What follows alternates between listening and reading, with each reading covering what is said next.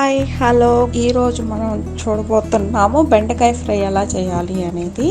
ముందుగా బెండకాయల్ని కడిగి ఆరబెట్టుకోవాలి. కొంచెం తడి అంతా పోయాక వీడియోలో చూపించిన విధంగా ముక్కలుగా కట్ చేసుకోండి.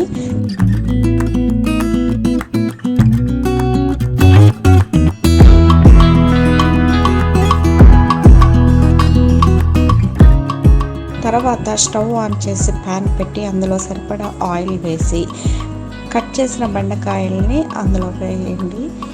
అవి గోల్డెన్ బ్రౌన్ కలర్ వచ్చేంత వరకు బాగా ఫ్రై చేయండి.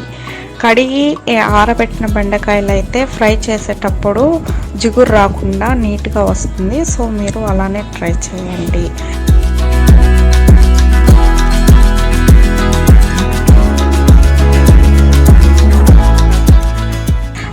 అవి కాస్త ఫ్రై అయ్యాక అందులో కొబ్బరి పొడి యాడ్ చేస్తే బాగుంటుంది.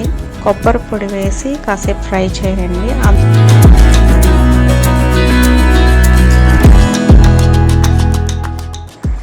ఫ్రై అంతా అయిపోయాక చివరన వేరుశనగలు యాడ్ చేస్తే బాగుంటుంది. అవి కూడా లైట్గా ఫ్రై చేసి లాస్ట్లో యాడ్ చేయండి. కొబ్బరి పొడి ఎలా తయారు చేయాలి అనేది మన ఛానల్లోనే వేరుగా ఉంది. ఒకసారి వెళ్ళి వీడియో చూడండి.